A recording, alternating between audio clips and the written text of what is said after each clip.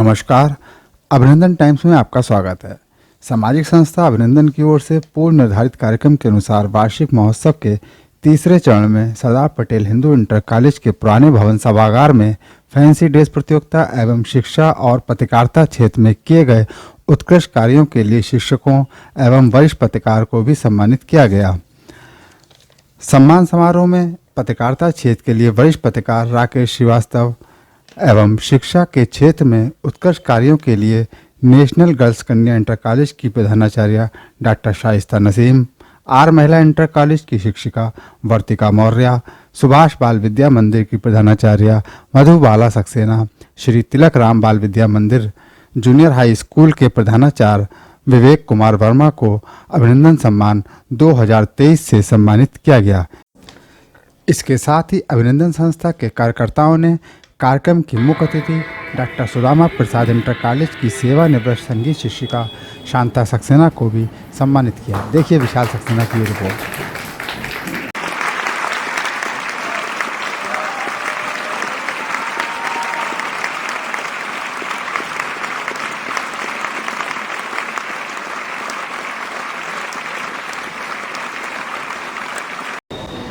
दादा, अभिनंदन टाइम्स में आपका बहुत बहुत स्वागत है।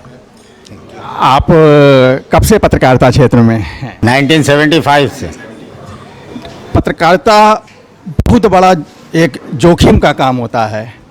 1975 में क्या सोचा आपने, क्यों इस क्षेत्र में ही जाना चाहिए? उस समय आपातकाल लगा हुआ था, उसके आपातकाल की घोषणा हुई थी और उस आपातकाल में प्रेस पर काफ़ी प्रतिबंध लगे थे। तो फिर हमने प्रेस ज्वाइन किया ताकि इससे आपातकाल से मुक्ति हो और हम कुछ ऐसा प्रयास करें कि आपातकाल समाप्त हो। आपने तमाम अखबारों में काम किया है। तब आज से 25 साल पहले, 30 साल पहले जो पत्रकारिता होती थी तब में और अब में क्या अंतर है, इसको आप कैसे देखते हैं? पुरानी पत्रकारिता और आज की पत्रकारिता में मतलब उलट है।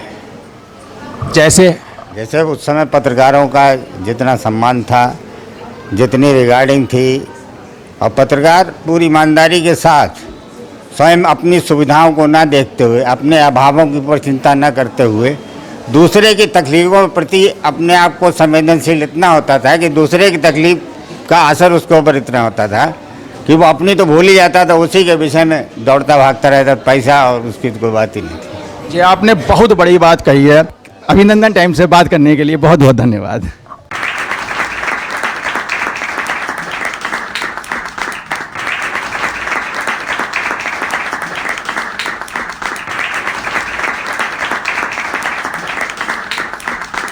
मैम, अभिनंदन टाइम्स में आपका स्वागत है। धन्यवाद।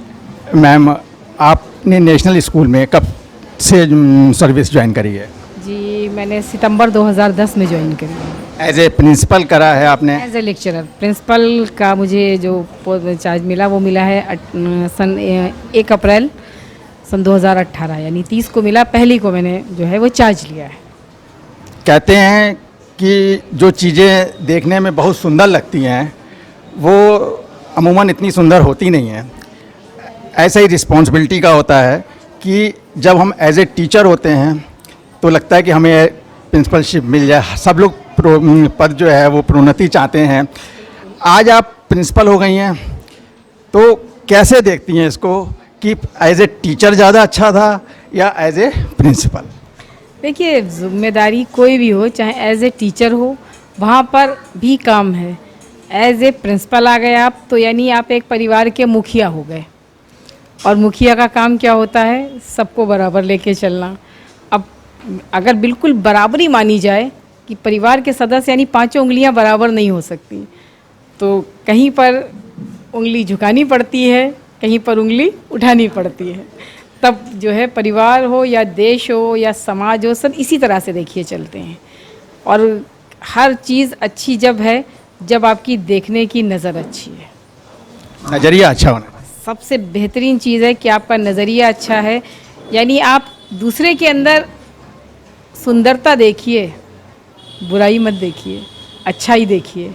अच्छाई देखेंगे तो आपको अच्छा दिखेगा, और बुरा देखेंगे तो आपको बुरा दिखेगा।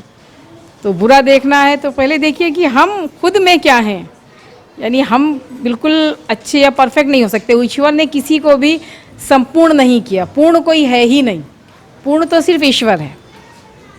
तो इसलिए अगर माना जाए तो सब बराबर हैं, और काम करेंगे आप तभी आपको पता चलेगा कि हमने कहाँ पे गलती करी है।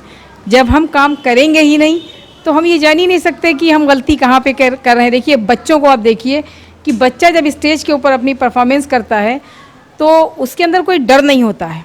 वो कहता है अरे ठीक है, मैं जो करूँगा अच्छा करूँगा अपने हिसाब से। आप उसे कितना भी सिखाइए। जैसे भी एक बच्चा आया था शौर्य, छोटा, लेकिन उसने पूरा हनुमान चालीसा सुना दिया। तो ये कहते नहीं बड़ी बात है एक छोटे बच्चे के लिए। अब इतने बड़े बच्चे बैठे हैं, आप पूछिए नहीं सुना पाएंगे। बहुत से लोगों को खुद भी याद भी नहीं होगी, बड़ों को नहीं याद होगा। तो ये चीज़ें आपको बता दूं कि चीज़ें ऐसी हैं जो गॉड गिफ्ट कहते हैं, वो हर एक को नहीं मिलता। और हर बच्चे में अलग क्वालिटी होती है। लोग ये कहते हैं हम कि ये बच्चा बहुत बेकार है, कुछ नहीं कर सकता, वो कर सकता है। जैसे एक वैज्ञानिक हुए, उनका नाम मैं कुछ कंफ्यूज हो रही हूँ कि जब वो छोटे थे तो पढ़ नहीं पाते थे, उनके स्कूल से लेटर आया तो उनके लेटर माँ को दिया। उनकी माँ ने इस टाइम माँ ने लेटर पढ़ा और पढ़ने के बाद लेटर रख लिया। बच्चे ने पूछा मम्मी क्या लिखा? बोले लेटर नहीं, वो टाइम बीत गया, समझिए टाइम बीत गया, वो बड़े हो गए, काफ़ी बड़े। उन्होंने मम्मी ने कहा था बेटा ये लेटर तुम पढ़ना नहीं, देखना नहीं है जब तक मैं हूँ। मम्मी छुपाए रही। जब वो बड़े हुए, काफ़ी ख्याति पा गए, तो उन्होंने सोचा, एक दिन बैठे हुए थे, मम्मी की डायरी हाथ में लग गई, वो लेटर निकला तो उन्होंने लेटर देखा। तो लेटर में क्या लिखा हुआ था कि आपका बच्चा कुछ नहीं कर सकता, आप इसे मेरे स्कूल से निकाल लीजिए क्योंकि ये लाइफ भविष्य में कुछ नहीं कर सकता। लेकिन माँ ने उनसे क्या कहा था आइंस्टीन से कि बेटा वो स्कूल वालों ने कहा है कि उनके स्कूल में इतने अच्छे टीचर नहीं है जो तुमको पढ़ा सके, इसलिए तुम्हारा जो दाखिला है वो किसी दूसरे प्रवेश किसी दूसरे स्कूल में करवा दिया जाए। तो देखिए ना, एक माँ ने कहाँ पहुँचा दिया। तो अगर हम मान के चलें तो चाहे एक टीचर हो या एक प्रिंसिपल हो या माँ हो या बहन हो या बीवी हो, जो भी रिश्ता है वो आगे बढ़ाने वाला होना चाहिए। जी आपने ये अभिनंदन ने जो पहल करी, जो भी पहल अभी आपने करी है, तो ये बहुत अच्छी पहल है। और ये अगर आगे जाएगी तो समाज को एक संदेश जाएगा कि हाँ हम अच्छा कर सकते हैं। ऐसा नहीं है कि हमारे शाहजहाँपुर में योग्य बच्चे नहीं हैं या हम आगे नहीं बढ़ सकते। बस इस चीज़ का वो होना चाहिए कि जो सही है, सही को ही आप आगे बढ़ाएंगे तभी आप आगे जा पाएंगे। एक सवाल और पूछेंगे आपसे। आप एज ए प्रिंसिपल हैं, निसंदेह जो है वो आजकल लड़कियां हर क्षेत्र में लड़कों से आगे निकल रही हैं और या बराबर से कंधा मिलाकर चल रही हैं। लेकिन आज भी हमारे परिवारों में ये सोच जो है वो व्याप्त है कि सोच कह लीजिए, या कभी कभी क्या होता है कि आर्थिक प्रॉब्लम होती है, फाइनेंशियल प्रॉब्लम होती है कि जब एक लड़की भी होती है और लड़का भी होता है, उस समय हमारी मानसिकता ये हो जाती है कि हम बेटे पे जो है वो ज़्यादा ध्यान देते हैं, बेटी की हम शादी कर देंगे। इसको आप किस तरीके से देखिए, समाज में अगर कहा जाए तो ये सोच गलत है अभी भी बहुत से लोगों की, पढ़े लिखे लोगों की अभी भी है ये चीज़ कि अगर किसी की 2 बेटियां हैं तो वो सोचता है कि मेरा एक बेटा भी होना चाहिए वरना वंश नहीं चलेगा। सबसे बड़ी चीज़ आ जाती है उनके उसमें वंश। तो ऐसा नहीं है, बेटा भी आपकी बेटी की तरह है भाई, बेटी भी किसी के वंश को आगे बढ़ाएगी। तो ऐसा नहीं वहाँ पे आपका नाम नहीं होगा। बेटी किसी भी लाइन में आगे बढ़ जाए, मान लीजिए अभी वो एक IAS ऑफिसर बन गई तो कहीं ना कहीं एक ऑफिस होगा जहाँ पे उसका नाम लिखा होगा, वो नाम नहीं मिटेगा, वो बेटी आपकी कहलाएगी। कहीं भी उसके डॉक्यूमेंट्स, शादी होती है, आप देखिए अभी भी ये है कि शादी होके जाती है, कहीं भी डॉक्यूमेंट्स में नाम आता है, या आप नौकरी में देखिए नाम आता है तो वहाँ पर पिता का नाम आता है। पिता का नाम अंत तक चलता है अगर वो जिस क्षेत्र में आगे जाएगी, पति का नाम नहीं चलता है। तो बेटी तो नाम रोशन करती है, लेकिन समाज की सोच को बदलना, कहा जाए उसे असंभव तो नहीं कहा जा सकता, कि प्रयास करते रहिए और नितांत आवश्यक है। प्रयास करते रहिए क्योंकि प्रयास से ही सफलता मिलेगी। जब हम प्रयास ही नहीं करेंगे तो हमें सफलता कहाँ से प्राप्त होगी।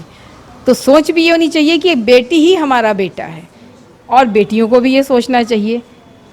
क्योंकि आप देखिए ना, जो समाज में चल रहा है कि लड़कियां हर क्षेत्र में आगे बढ़ रही हैं, और सही बात है, बढ़ना भी चाहिए। क्योंकि बहुत पुराना समय हम लोगों ने सुना है कि उस समय बेटियां जो हैं वो पैदा होते ही जिंदा मार दी जाती थी। क्यों? क्योंकि कहीं ना कहीं एक भय था, और वो भय शायद हमेशा चलने वाला है। क्यों चलने वाला है कि अब रात के 12 बजे हैं तो आप अपनी बेटी को 12 बजे रात के बाहर नहीं भेजेंगे। सही कह रहे हैं आप। नहीं भेजेंगे। क्यों नहीं भेजेंगे? क्योंकि रात में 12 बजे लड़की अकेली कैसे निकलेगी, ये प्रश्न आता है। लेकिन ऐसा नहीं है, लड़की निकल सकती है जब समाज की सोच बदलेगी कि अगर बेटी बाहर निकली है किसी की और कोई बाहर देखता है तो वो उस बेटी की हेल्प करे, ना कि उसका प्रयोग करे। वो ये कहे कि हाँ भाई, हमारी बेटी को भी कभी आवश्यकता पड़ सकती है। तो और बेटियों में भी ये होना चाहिए कि वो अपने माँ बाप की जो इज्जत है उससे वो ना करें, जो लक्ष्य उन्हें दिया माँ बाप ने आगे बढ़ने के लिए। क्योंकि माँ बाप भी कहीं ना कहीं आप देखिए समाज में पीछे हट जाते हैं कि अगर कोई एक बेटी जो है उनकी कहीं पर से भी किसी भी रास्ते से गलत चली गई तो अगली बेटी के लिए रास्ता बंद होने के लिए हो जाता है।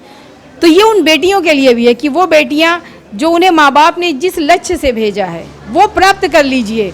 क्योंकि जीवन में मिलती हर चीज़ है, लेकिन वो जैसे जैसे मिलती है वैसे वैसे उसे प्राप्त करें, बीच से दाहिने बाएं ना, शॉर्टकट ना करें। शॉर्टकट ना लें। क्योंकि जो सीधा रास्ता है वो कठिन है, सीधा रास्ता कठिन है। शॉर्टकट से जितनी जल्दी मिलता है उतनी ही जल्दी जाता भी है। तो माँ बाप से भी ये है कि बेटी बेटे को बराबर माने।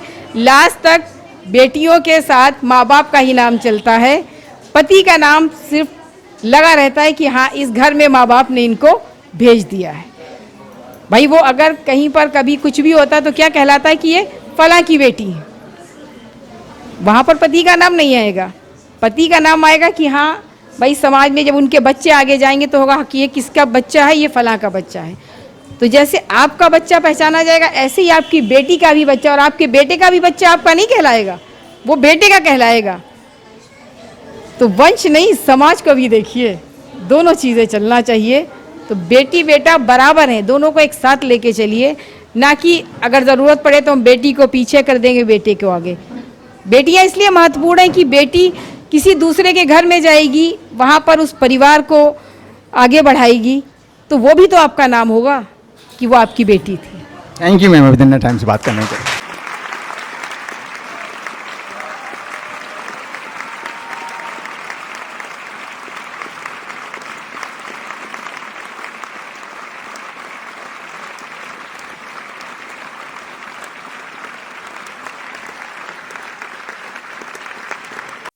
टाइम्स में स्वागत है। आप आर महिला में कब से हैं? सर मेरी पोस्टिंग यहाँ पे शाहजहाँपुर में 2010 से है। मैं 2010 से लगातार शाहजहाँपुर की आर्य महिला इंटर कॉलेज में ही हूँ। उससे पहले क्या कहें, बाहर गए थे? हाँ जी, मेरा गृह जनपद वाराणसी है, मैं वाराणसी से हूँ। यहाँ कैसे आना हुआ? यहाँ मेरा आयोग से सिलेक्शन हुआ था, फिर मेरे फर्स्ट ज्वाइनिंग जो थी वो शाहजहाँपुर की ही है।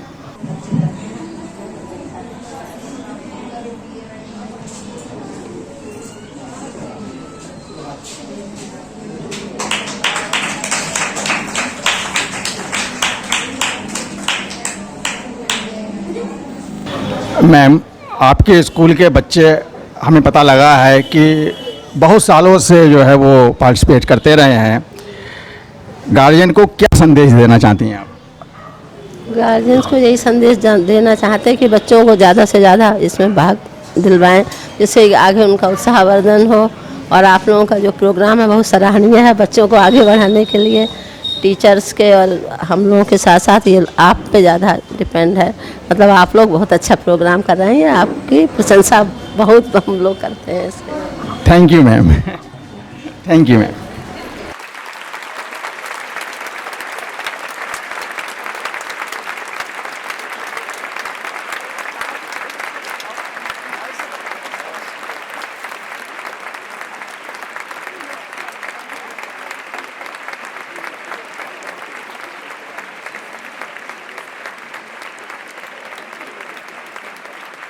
विवेक जी, आप लोग भी अभिनंदन संस्था में बहुत साल से आ रहे हैं, क्या कहना चाहते हैं अभिनंदन संस्था के बारे में?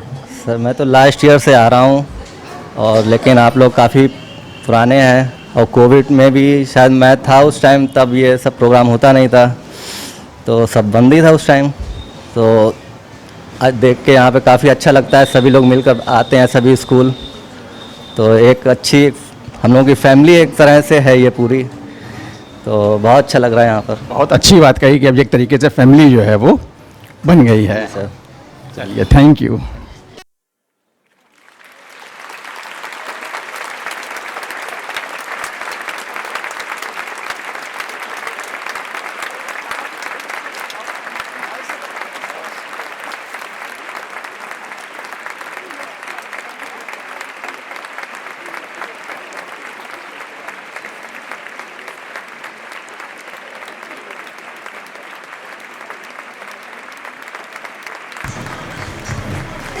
आप अभिनंदन टाइम्स की फाउंडर मेंबर भी हैं, और आज पूरे कार्यकर्ताओं ने आपको सम्मानित किया है, क्या कहना चाहती हैं? सम्मान किसी भी स्तर पर व्यक्ति में एक नई ऊर्जा का संचार करता है। एक बार और भी इसी मंच पर इसी संस्था द्वारा, क्या नाम था उनका, मिथिलेश कुमार, ध्यान 2010 की बात है ये आप कर रही हैं, जब यहाँ पे मिथिलेश कुमार आते थे, जब वो जो थे सांसद थे, लोकसभा से सांसद है, आज वो राज्यसभा से हैं, तब वो लोकसभा से थे, तब हमने एक प्रोग्राम किया था ऑर्गेनाइज यहाँ पे, तब भी सम्मानित किया गया था, शायद उसी की प्रोग्राम की आप बात कर रहे हैं। जी उसी की बात कर रही हूँ मैं, तब एक बार और भी किया गया था। Thank you.